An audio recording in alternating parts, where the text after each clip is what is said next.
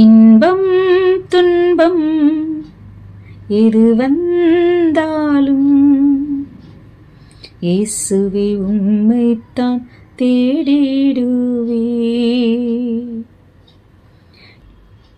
கண்மலையே கோட்டையே நான் நம்பும் அடைக்கலமே. கம்பம் துன்பம் எது வந்தாலும் இயேசுவே உம்மைத்தான் தேடிடுவே. வேதனை துன்பம் சூழ்ந்திடும் நேரம் உம் பாதம் என்றும் வந்திடுவே. உம் நேசக்கரம் இந்தன் மேலே இருப்பதை உணர்ந்திடுவே. இன்பம் துன்பம் எது வந்தாலும் இயேசுவே உம்மைத்தான் தேடிடுவே. சோதனை கஷ்டம் சூழ்ந்திடும் நேரம் உம் வார்த்தை என்றும் தியானம் செய்வே. உம் வார்த்தை எந்தன் ஜீவனே, எந்தன் பாதைக்கு வெளிச்சமே. இன்பம் துன்பம் எது வந்தாலும் இயேசுவே உம்மைத்தான் தேடிடுவே. உயர்வோ தாழ்வோ எது வந்தாலும் என் வாழ்வின் நம்பிக்கை நீரேயாம். இயேசுவே என் தெய்வமே, எந்தன் வாழ்வின் ஆதாரமே. துன்பம் எது வந்தாலும் அப்பா நான் உம்மைத்தான் தேடிடுவே. என் கண்மலையே என் கோட்டையே நான் நம்பும் அடைக்கலமே. நம்ம வாழ்க்கையில் இன்பம் வந்தாலும் துன்பம் வந்தாலும், உயர்வு வந்தாலும் தாழ்வு வந்தாலும், ஜெயம் வந்தாலும் தோல்வி வந்தாலும், நம்மளுக்கு எவ்வளோ வேதனைகள் வந்தாலும், கஷ்டங்கள் வந்தாலும், அவமானங்கள் வந்தாலும், மகிமை வந்தாலும், எல்லாத்துக்கும் நம்ம ஏசப்பா தான் நமக்கு. எந்த வேலையிலும் அவர் தான் நமக்கு நாம் தேடுற ஒரு நம்பிக்கை உள்ள தெய்வம். அவர் நம்ம தகப்பன், அவர் நம்மளை பெற்றவர், அவர் நமக்காக ஜீவனை கொடுத்தவர். நம்ம ஏசப்பாவோட அன்பையும் நேசத்தையும் நம்ம விவரித்து சொல்ல வார்த்தைகள் இல்லை.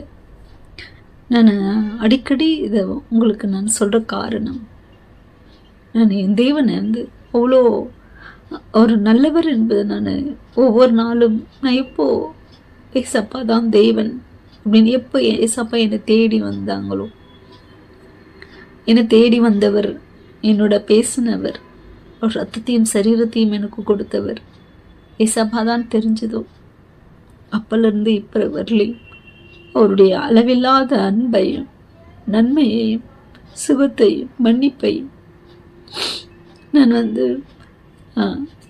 பார்த்துட்டு வரேன்.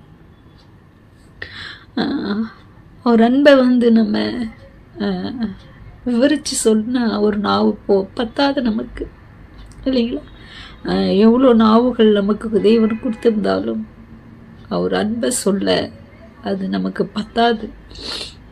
அவர் நம்ம வாழ்க்கையில் செய்கிற நன்மைகளை விவரித்து சொல்ல அது நமக்கு பத்தாது. அவர் அன்பு அவர் அன்பை நினைக்கும் போது தான் எனக்கு என்னை அறியாமல் கண்ணில் தண்ணி வந்துடும். அவர் நமக்கு தெய்வம் மட்டும் இல்லை, அவர் நம்மளை பெத்த தகப்பனும் தாயுமானவர், நல்ல நண்பனானவர், நம்ம கைப்பிடிச்ச மனவாளர். இந்த உலகத்தில் என்ன உறவுகள் சொந்தங்கள் இருந்தாலும் அந்த எல்லா சொந்தம் உறவுக்கும் மேலான அன்புள்ளவர் நம்ம ஏசப்பாவை கண்மூடித்தனமா விசுவாசிக்கலாம், நம்பலாம். ஒரு ஏசப்பாவோட அன்பை நான் தெரிஞ்சுக்கிறதுனால தான், அவரு என்னை பலப்படுத்தி அவரு என்னை வாழ வச்சதுனால தான் அநேகருக்கு என்ன ஆறுதலா இருக்கபடியா கர்த்தர் செஞ்சிருக்காங்க. அதை நினைச்சு நான் கர்த்தருக்கு எத்தனை கோடி சோத்திரங்கள் சொன்னாலும் பத்தாது. நமக்கு 11வது மாதம் 10 மாதமும் ஏசப்பா பத்திரமா ஒரு கண்ணுக்குள்ள வச்சு நம்மளை பாதுகாத்தாங்க இல்லைங்களா? அந்த தேவன் வழி நடத்திட்டு வந்த அந்த விதங்களை நினைக்கும் போது அவ்வளோ விவரித்து சொல்ல முடியல. அவர் அன்பு, நேசம். நம்ம ஏசப்பாவுக்காக என்ன வேணாலும் செய்யலாம்.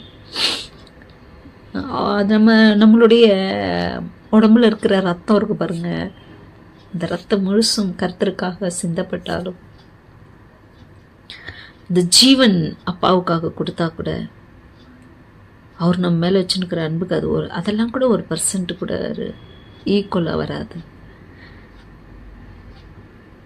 நான் இவ்வளோ செஞ்சேன் என் தேவனுக்கு அப்படின்னு என்ன உண்மையாக செய்திருந்தாலும் அதை நம்ம ஏசப்பா அன்புக்கு கம்பேர் பண்ணி பார்த்தா அது 1% கூட வராது, சமமாக வராது. அந்த அளவுக்கு நம்ம ஏசப்பா அவ்வளோ நல்லவர். இந்த நேரத்தில் நம்ம தேவன் நன்றி உள்ள இதயத்தோடு நம்ம அவரை எப்பவுமே அப்பாவுக்கு நான் அடிக்கடி சொல்கிறது, நம்ம அவருக்கு செய்கிற ஒரே ஒரு நன்றி என்ன அப்படின்னா, நம்ம முழு இருதயத்தோட, முழு பலத்தோட, முழு மனதோட அப்பாவை நேசிக்கணும், அவர் அன்பு செய்யணும், அவருக்கு பயந்து அவர் வழியில் நம்ம நடக்கணும்.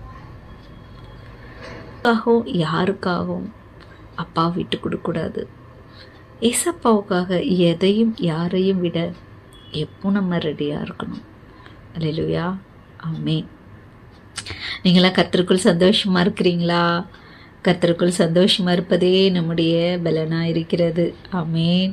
ஆமாம், உலகத்தில் போராட்டங்கள் உண்டு, நமக்கு கஷ்டங்கள் உண்டு, சோதனைகள் உண்டு, அவமானங்கள் உண்டு, எல்லாம் உண்டு. ஆனாலும் அதிலையும் நம்ம சமாதானமாக, சந்தோஷமாக, தைரியமாக இருக்க செய்கிறாங்க அப்படின்னா அது ஏசப்பா.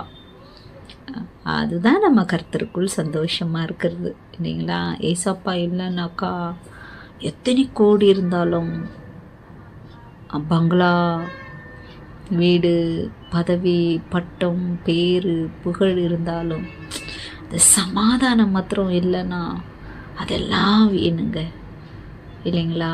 அந்த சமாதானத்தை ஏசப்பா நம்மளுக்கு கொடுத்து குறையில்லாமல் இருக்கிறதுல திருப்தியாக இருக்க கர்த்தர் செஞ்சுருக்காங்க. அதுக்கு ஏசப்பாவுக்கு எவ்வளோ நன்றி சொன்னாலும், எத்தனை கோடி கோடி சூத்திரங்கள் சொன்னாலும் பத்தாது, போதாது. ஆமென். ஆமாம், நமக்கு 11 மாதம் வந்திருக்கிறோம். நம்ம ஏசப்பா அன்பை பேசிட்டு போனால் பேசிகிட்டே இருக்கலாம். நம்ம தேவனுடைய வார்த்தைகளை தியானிச்சுட்டு வரோம். நமக்கு முக்கியம் இப்போ வெளிப்படுத்தல் தான் இல்லைங்களா?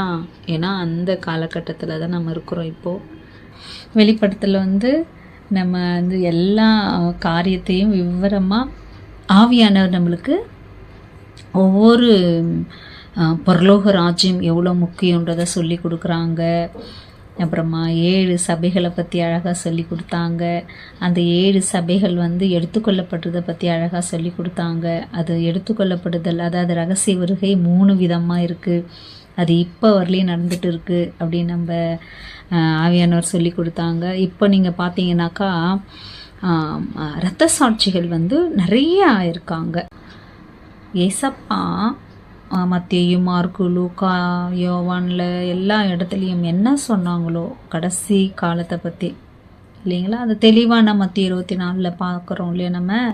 அது எல்லாமே என்னெல்லாம் சொன்னாங்களோ, ஏசப்பானா சொன்னாங்க, பூகம்பம் சொன்னாங்க, நிலநடுக்கம் சொன்னாங்க, பஞ்சம் சொன்னாங்க, ஜனத்துக்கு விரோதமாக ஜனம், ராஜ்யத்துக்கு விரோதமாக ஜனம் இல்லையா.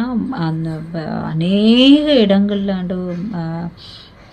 அநேகருடைய அன்பு தணிஞ்சு போயிடும், சுவாப அன்பு இருக்காது இல்லைங்களா. இதெல்லாம் சொன்னாங்க ஏசப்பா வர டைமில். அதுக்கப்புறம் என்ன சொன்னாங்க, உங்களை பகைப்பாங்க, உங்களை அடிப்பாங்க, உங்களுக்கு உபத்திரங்கள் உண்டாகும் அப்படியெல்லாம் ஏசப்பா என்ன பண்ணாங்க. எல்லாமே நம்மளுக்கு ஏற்கனவே வேதத்தில் எதையும் மறைக்காமல் ஏசப்பா நமக்கு சொல்லிட்டாங்க. ஆனால் கடைசி வரலையும் மரண வரலையும் நிலைத்திருக்கிறவனே ரட்சிக்கப்படுவான் அப்படின்னு சொல்லிட்டு கர்த்தர் சொன்னாங்க. அவங்க என்னெல்லாம் சொன்னாங்களோ அதெல்லாம் சொல்லிட்டு சொல்கிறாங்க, இதெல்லாம் வேதனையின் ஆரம்பம், முடிவு உடனே வராது அப்படி சொல்கிறாங்க. அப்போ 2000 வருஷத்துக்கு முன்னாடி ஏசப்பா சொல்லி கிபி 70 நம்ம பார்த்தாக்கா அது ஸ்டார்ட் ஆகிறத பார்க்குறோம் நம்ம. அந்த இடத்துல தான் அப்போ இருந்து தேவனுடைய பிள்ளைகளுடைய சுவிசேஷம் சீடர்களை அடித்து உலகெங்கும் போகிறாங்க. சுவிசேஷமும் அந்த நேரத்தில் நடக்குது. ஏசப்பா சொன்ன உபத்திரமும் அங்கே தொடங்குது. ஏசப்பா சொன்ன பஞ்சங்களும் யுத்தங்களும் சண்டைகளும் எல்லாமே அங்கேருந்து அப்படியே கிபி 70 ஆரம்பிக்கிறத நம்ம பார்க்குறோம். அதெல்லாம் கர்த்தர் சொன்னாங்க, இது வேதனையின் ஆரம்பம், முடிவு உடனே வராது அப்படி சொன்னாங்க. அப்போ ஏசப்பா சொல்லி எத்தனை வருஷம் ஆகுது? கிட்டத்தட்ட 2000 வருஷம் மேலவே ஆயிடுச்சு. இப்போ வேதனையின் ஆரம்ப முடிவில் நம்ம இருக்கோம். நான் அடிக்கடி அதை உங்களுக்கு நான் சொல்கிறேன். நான் வேதனையின் ஆரம்பம் அங்கன்னா முடிவு, அதாவது வேதனையின் ஆரம்பம் அப்போஸ்தலர் காலத்தில் தொடங்குச்சு. அது ஒட்டுமொத்தமாக உலக அழிவும் தேவனுடைய பிள்ளைகளுக்கு உபத்திரவமும் அதே மாதிரி சுவிசேஷமும் எல்லாமே அங்கே தான் தொடங்குது. அதே இப்போது உலகெங்கும் முடிகிற கட்டத்தில் வேதனையின் முடிவில் நம்ம இருக்கோம். உபத்திரம் கிடையாதுங்க, இது வெறும் வேதனையின் முடிவே நம்மளால் நினச்சி கூட பார்க்க முடியாத, அதுவும் சபைகளிலிருந்து தன் கிறிஸ்துவ குடும்பங்களிலிருந்து நம்ம அதை பார்க்குறோம். வெறும் உலகம் மட்டும் இல்லை, கிறிஸ்துவ குடும்பம் தனிப்பட்ட ஆள்லேருந்து ஒரு தனிப்பட்ட ஒரு கிறிஸ்தவன்லேருந்து அந்த கிறிஸ்துவ குடும்பத்திலிருந்து சபைகளிலிருந்து ஸ்தாபனங்கள் வரலையும் அந்த கடைசி கால அந்த எஃபெக்ட் தெய்வம் சொன்னாங்கல்ல, மரணம் வரலையும் உண்மையாயிரு, உன்னை பொய்யா சொல்லுவாங்க, உன்னை நிந்திப்பாங்க, நீ என்ன பண்ணப்போ சந்தோஷப்பட்டு களி கூறு. பொய்யா சொன்னால் சந்தோஷப்பட்டு களி கூட சொல்கிறாரு. அது முடியுமா அது? ஆனால் கர்த்தர் சொல்கிறாரு செய்யணும்னு சொல்கிறாரு. இப்போ நான் செய்யாத தப்ப இவங்க செய்கிறாங்க அப்படி சொன்னாக்கா எனக்கு எவ்வளோ மனசு கஷ்டமாகும். அதை கர்த்தர் என்ன சொல்கிறாங்க, நீ அதை போயிட்டு கேட்காத, நான் இந்த தப்பு செய்யலையே, நீங்கள் ஏன் அப்படி சொன்னீங்க, நீ போய் கேட்காத, நீ அதில் சந்தோஷப்படு. ஏன்னா சொன்னவன் சத்ருவாக இருந்தால் பரவாயில்ல, சொன்னவன் நம்ம நேசிக்கிறவங்க, நாம் அவங்கள நேசிக்கிறவங்க, நம்ம உறவுலேருந்து அவங்க போய் அப்படி சொல்லும் போது நம்ம விசுவாசம் அங்கே பரீட்சை பார்க்கப்படுது. நம்ம ரியாக்ஷன் எப்படி இருக்குது? ஆமாவா? சரி, நம்மளை பற்றி அவங்களுக்கு நல்லா தெரிஞ்சும் நம்மளை தப்பாக சொல்கிறாங்களா? சரி, அவங்கள நம்ம ஆசீர்வதிச்சுட்டு நம்ம என்ன பண்ணணும், கர்த்தருக்கு ஸ்தோத்திரம் சொல்லிவிட்டு, அது நமக்கு ஒரு பாக்கியம். இது நான் சொல்லலைங்க, வேதம் சொல்லுது. உங்களை யாராவது பொய்யா சொல்லி பகைச்சாக்கா நீ என்ன பண்ணு, சந்தோஷப்பட்டு களி கூறு, அது உனக்கு பாக்கியம் சொல்கிறாரு கர்த்தர். ஆனால் நம்ம என்ன பண்ணுறோம், நான் அந்த தப்பு செய்யலை, என்ன அப்படி சொல்லிட்டாங்களே அப்படின்னு சொல்லி நம்ம அதுக்கு ஆர்கியூமெண்ட் பண்ணுறோம். அப்படி பண்ணாக்கா நம்மளுக்கு பாக்கியம் வராமல் போயிடும். அது நமக்கு பாக்கியமாக மாறாது, அது நமக்கு நன்மை வராது. அதனால் நீ தப்பு செஞ்சு உன்னை சொன்னாங்கன்னா போய் நீ மன்னிப்பு கேளு. அதுக்கு ஏற்ற சரியாக சொன்னாங்க, நீ செஞ்ச தப்பை சொல்கிறாங்க, ஆமாம் அப்படின்னா சின்னவங்க பெரியவங்க ஏழை பணக்காரெல்லாம் பார்க்காதீங்க, நீங்கள் மட்டும் போங்க, ஆமாம் நான் செஞ்ச தப்பு மன்னிச்சிடுங்கன்ட்டு மன்னிப்பு கேளுங்க. ஆனால் நீங்கள் எந்த தப்புமே செய்யலை உங்களை சொல்கிறாங்க அப்படின்னா நீங்கள் சந்தோஷப்படுங்க, நீங்கள் கோபப்படாதீங்கன்னு வேதம் சொல்லுது நமக்கு. அல்லேலூயா, ஆமென். ஏசப்பா சொன்னாங்கல்ல, உன்னை பொய்யா சொல்கிறாங்களா சொல்லட்டும், உன்னை நிந்திக்கிறாங்களா நிந்திக்கட்டும். ஐயோ சிஸ்டர், பிரதர், அண்ணா, அக்கா, அவங்க என்னை நான் எவ்வளோ அவங்கள நேசித்தேன்னு தெரியுமா, அவங்கள நான் எவ்வளோ நம்பினேன் தெரியுமா, அவங்க இப்படி செஞ்சிட்டாங்களே, சந்தோஷப்படுங்கன்னு வேதம் சொல்லுது.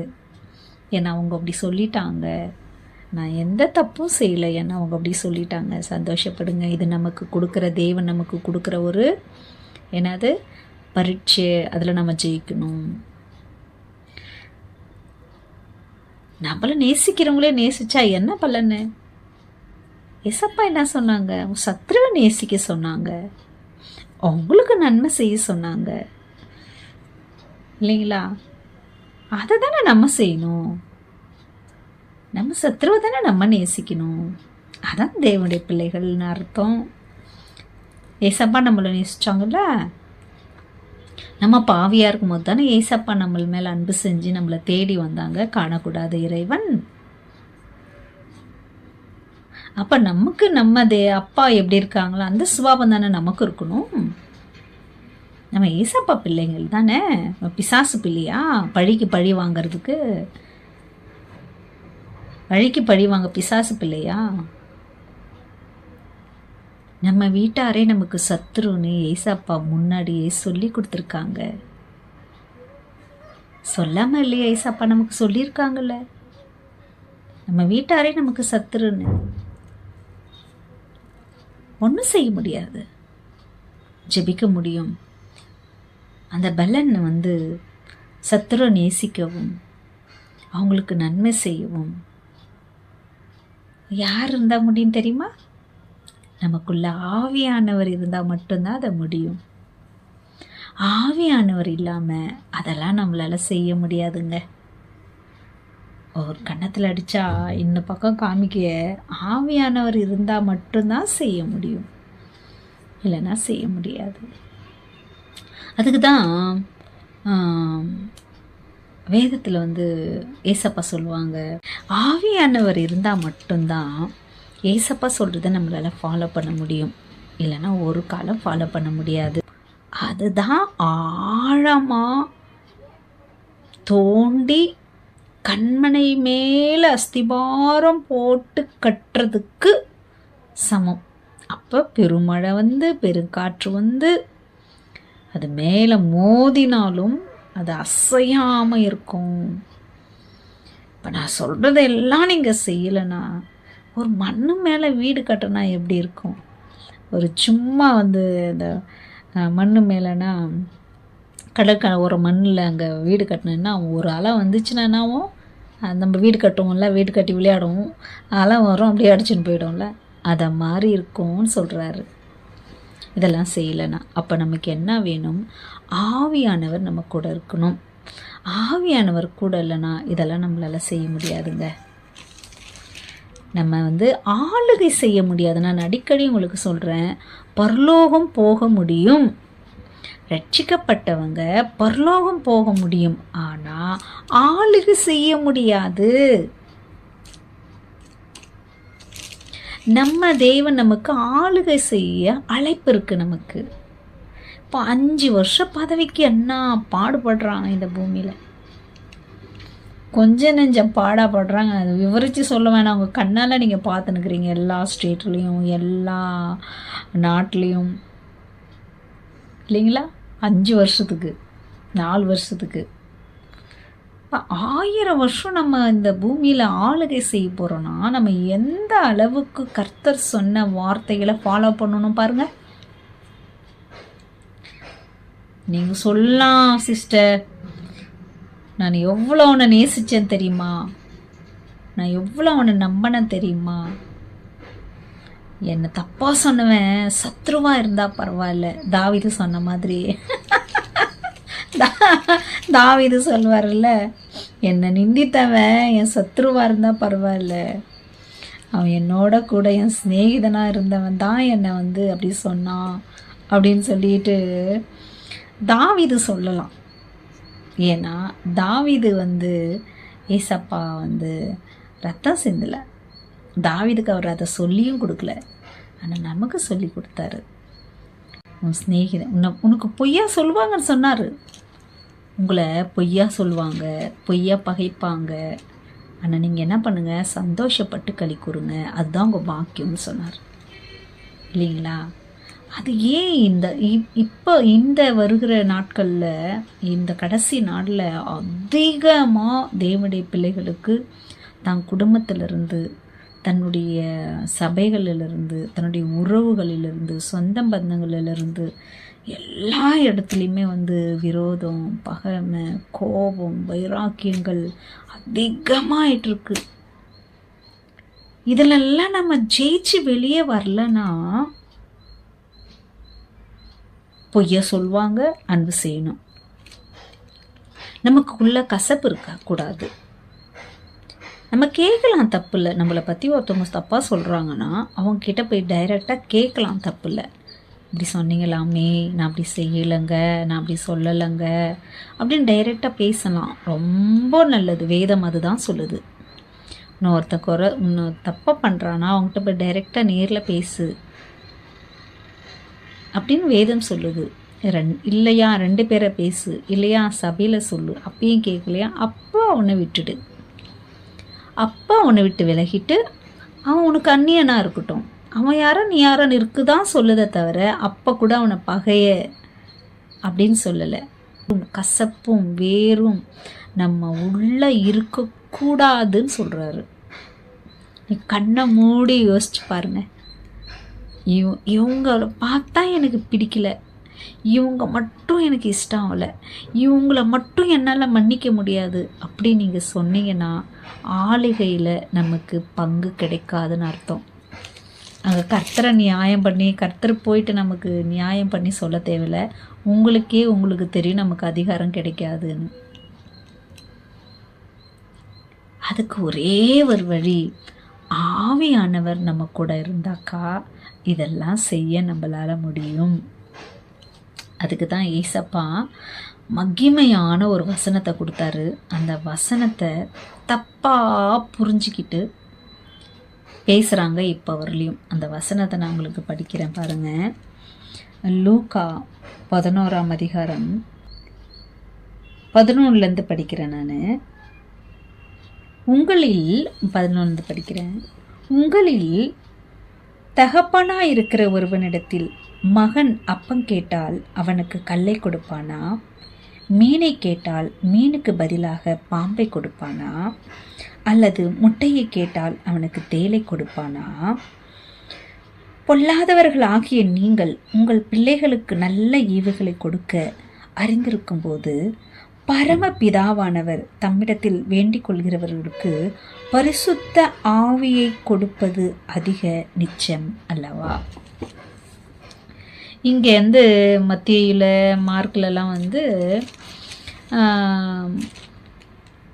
நன்மையை கொடுப்பது நிச்சயம் அல்லவா அப்படின்னு இருக்கும். அதாவது இதே மத்திய 7:11 நம்ம பார்க்கலாம். மகன் அப்பா கிட்ட அப்பம் கொடுன்னு கேட்டால் அவன் கல்லை கொடுப்பானா? முட்டை கொடுன்னா தேலை கொடுப்பானா? இல்லை பாம்பை கொடுப்பானா?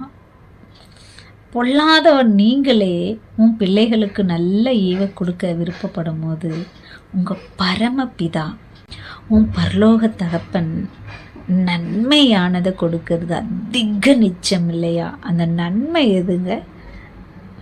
அந்த நன்மை எதுங்க? பரிசுத்த ஆவியானவர்.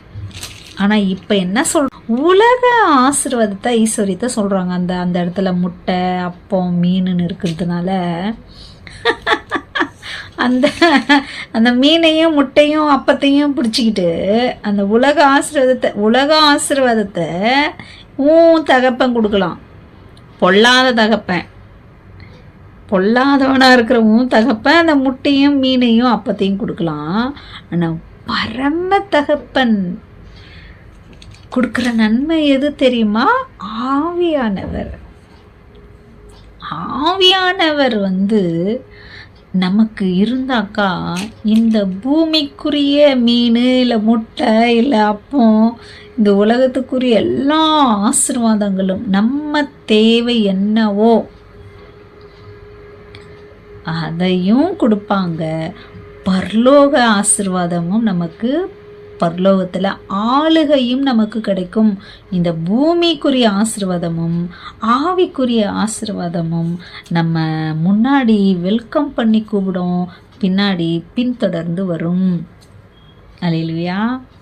ஆமாங்க, ஆவியானவர் இருந்தால் மட்டும்தான் இதை நம்மளால் புரிஞ்சிக்கவும் முடியும், இதை மாதிரி காரியங்களை நம்ம செய்யவும் முடியும். ஏன்னா கடைசி நாட்களில் நம்ம இருக்கிறோங்க. நம்ம எச்சரிக்கையாக இருக்கணும். நமக்குள்ள விரோதங்கள் இருக்கக்கூடாது, பகைகள் இருக்கக்கூடாது, கோபங்கள் இருக்கக்கூடாது. நம்ம யோசித்து பார்த்தாக்கா ஒருத்தர் கூட இருதயத்தில் கசப்பு இருக்கக்கூடாது, யாரை குறிச்சும் இருக்கக்கூடாது. மன்னிப்பு கேட்குறாங்களா கேட்கலையா நம்ம மன்னிச்சுட்டு போயினே இருக்கணும். நம்ம செய்கிற தப்பை தேவன் கணக்கு போட்டு தண்டனை கொடுத்தா நம்மளாம் இருக்க முடியுமா? இப்போ நம்ம மட்டும் அப்பாக்கிட்ட மன்னிப்பு வாங்கணும், நம்ம மற்றவங்கள மன்னிக்கக்கூடாதா? இல்லையா? அப்பா கிட்ட கொடுக்கலாம், அவர் பார்த்துக்கிட்டோம் நீதி நியாயங்களெல்லாம், இல்லைங்களா? அந்த வசனம் ஆவியானவரை குறித்து தான் இருக்குது. இந்த பூமிக்குரிய ஆசீர்வாதங்கள் இல்லை. அது இந்த பொல்லாத தகப்பன் அதை நான் கொடுக்குறான்னா உன் பரம தகப்பன் ஆவியானவரை கொடுப்பாரு. ஆவியானவர் நமக்குள்ளே இருக்கும்போது நம்மளை பின்தொடர்ந்து நன்மையும் கிருபையும் பின்னாடியும் நம்ம எங்கே போகிறோமோ அங்கெல்லாம் வருமா. அது என்னுடைய அனுபவங்க. இப்போ வரலையும் நான் அதை அனுபவிக்கிறேன், என்னுடைய அனுபவம் அது. அதே மாதிரி அந்த நன்மையும் கிருபையும் நம்மளை வெல்கம் பண்ணும். முன்னாடி வா என்கிட்ட வாங்க, நான் என்கிட்ட வாங்கன்னு நம்ம எங்கே போனாலும் நம்மளை தேடி வரும் அந்த நன்மையும் கிருபையும். அல்லேலூயா. நமக்கு மட்டும் இல்லைங்க, நம்மளுடைய நன்மை கிருபை நம்ம பக்கத்தில் இருக்கிறவங்களுக்கு, நம்மை சார்ந்தவர்களுக்கு அது இருக்கும். எங்கே போனாலும் இருக்கும், எல்லா இடத்துலையும் இருக்கும் அந்த நன்மையும் கிருபையும். அதுக்கு ஆவியானவர் நம்மளுக்கு முக்கியம். அப்போ பழைய ஏற்பாட்டு பரிசுத்தவான்கள் கிட்ட ஆவியானவர் தங்கி இல்லை. தேவைப்படும் போது ஆவியானவர் காரியங்களை செஞ்சுட்டு போவாங்க. ஆனால் நம்ம வாழ்கிற ஏசப்பா காணக்கூடாத இறைவன் எப்போ மனிதனாய் நமக்காக ஜீவனை கொடுத்து நமக்காக உயிரோடு எழுந்தாங்களோ அப்போ, எப்போ நம்ம பாவங்கள் அவர் ரத்தத்தால் கழுவப்பட்டதோ அப்போ நம்ம சாபம், கட்டுகள், வியாதிகள் எல்லாம் எப்போ போச்சோ, தரித்திரங்கள்லாம் எப்போ போச்சோ அப்போ ஆவியானவர் நமக்குள்ளே தங்கிட்டாங்க. அதனால தான் ஏசப்பா தான் ஆவியானவர், இல்லைங்களா? இப்போ எப்படி அண்ட சராசரங்களை படித்த கர்த்தர் தான் ஏசப்பாவோ, அதே மாதிரி ஏசப்பா தான் ஆவியானவர். இல்லையா? உயிர்த்தெழுந்த இயேசு கிறிஸ்து தான் ஆவியானவர். ஏசப்பா ஆவியானவரோட தான் இருந்தாங்க. இவங்க 2 பேருமே 3 பேரும் சேர்ந்தவங்க தான் தெய்வம், இல்லையா? அண்ட சராசரங்களை படித்த கர்த்தரும், காணக்கூடாத இறைவனாக இருக்கிறவரும், காண்கிற இயேசு கிறிஸ்துவாக இருக்கிறவரும், இயேசு கிறிஸ்துவுக்குள்ளே இருக்கிற அவருடைய குணாதிசயங்கள் தான் ஆவியானவர். இப்போ உயிர் தெழுந்த இயேசு கிறிஸ்து தான் ஆவியானவர். அவர் நமக்குள்ளவே தங்கிட்டாங்க. அவர் தங்கி வாசம் செய்கிற ஆலயம் நம்ம. பழைய ஏற்பாட்டில் தங்கலை, வருவாங்க, காரியத்தை செய்வார், போயிடுவார் ஆவியானவர் அந்தந்த சமயத்துக்கு. ஆனால் ஆவியானவர் ஏசப்பா சொன்னாங்கல்ல, இந்த உலகம் முடிகிறவர்களையும் சகல நாட்களிலும் நான் உங்களோட கூட இருக்கிறேன். யார் அது? ஆவியானவர் இல்லையா? இப்போ வந்து நம்ம ஆவியானவர் நம்மளோட தங்கி வாசம் பண்ணுறாங்க. தங்கி வாசம் பண்ணலைன்னா இதை நம்ம சத்துருவை நேசிக்க முடியாது, நன்மை செய்ய முடியாது, பார்த்தாக்கா பேச முடியாது இல்லைங்களா? அப்போ ஆவியானவர் இருந்தால் தான் ஒரு குழந்தை மாதிரி எல்லாத்தையும் மறந்து மன்னிச்சுட்டு ஏசப்பா கிட்ட அப்பா நீங்கள் பார்த்துக்குங்க அப்படின்னு நம்மளால் சமாதானமாக இருக்க முடியும். அல்லேலூயா, ஆமென். அப்போ அந்த வசனம் வந்து உலகத்துக்குரிய ஆசீர்வாதம் இல்லை, பரலோக தகப்பன் நம்மளுக்கு கொடுக்குற நன்மை யாரு? ஆவியானவர்.